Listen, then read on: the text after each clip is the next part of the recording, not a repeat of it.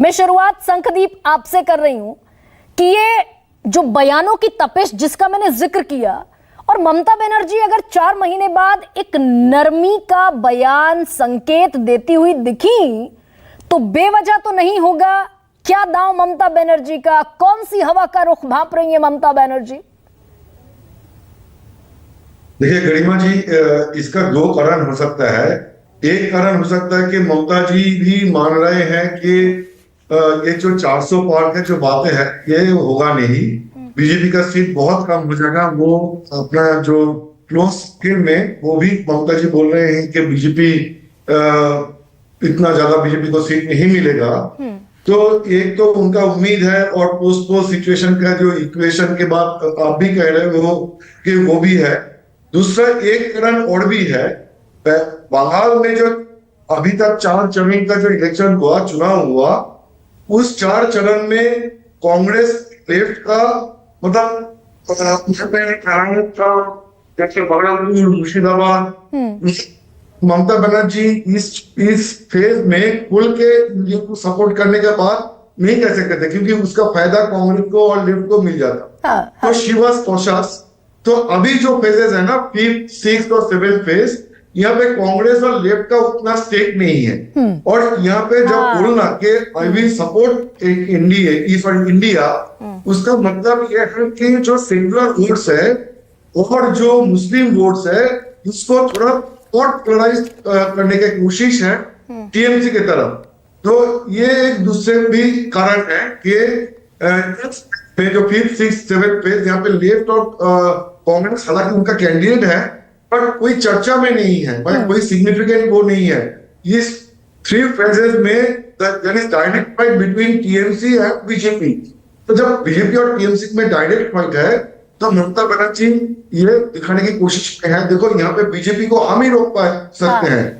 कोई रोक सकते हैं तो हम रोक सकते हैं। तो लेफ्ट और कांग्रेस का जो एंटी बीजेपी वोट है तो उनको और पोलराइज करने की कोशिश है। नहीं, लेकिन आज संखदीप ये कह दिया उन्होंने, ममता बनर्जी ने, कि केंद्र में इंडिया गठबंधन की सरकार बनेगी। इस नारे में और इस बयान में कितना दम ममता बनर्जी के? नहीं, वो तो है। देखिए, ममता बनर्जी तो इससे पहले भी केंद्र में सरकार अलायंस की, वाजपेयी गवर्नमेंट में she was there with 9 MPs.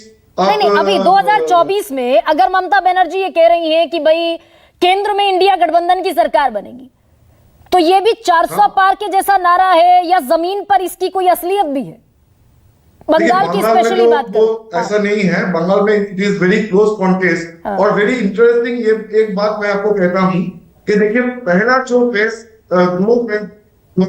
में जहां पे 6 सीट में, 6 सीट पे ही मतलब पहली बार जीत चुके थे, रायगंज सीट में TMC is over confident that TMC will win that seat.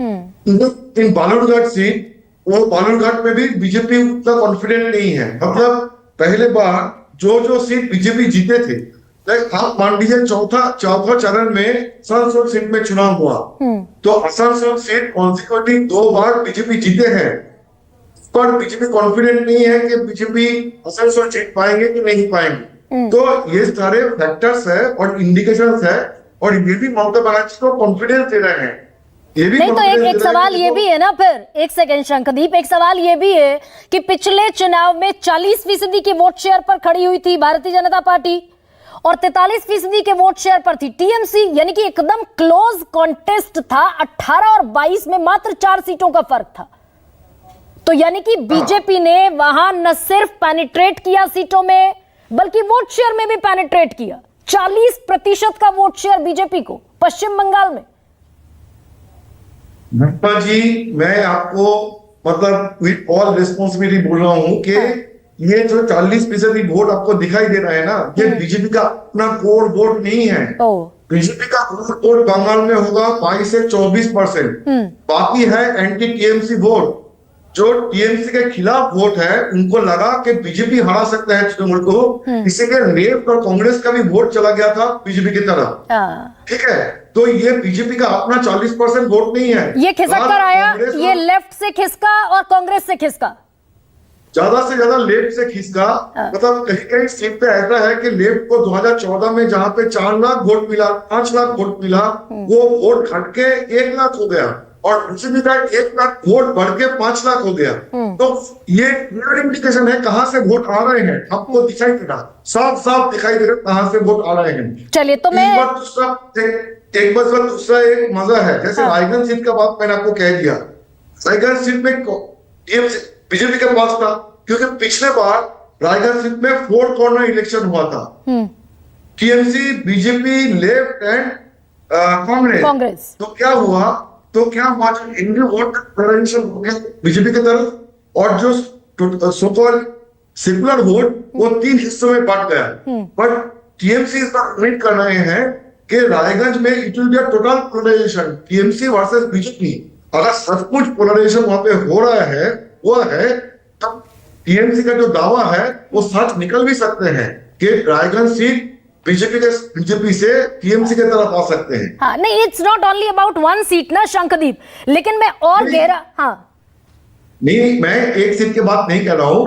मैं बोल रहा हूं कि कुछ और भी सीट है जो बीजेपी के पास था, बट बीजेपी उसमें इस बार उतना कॉन्फिडेंट नहीं दिख रहे हैं, रादर टीएमसी को दिख रहा है कॉन्फिडेंट।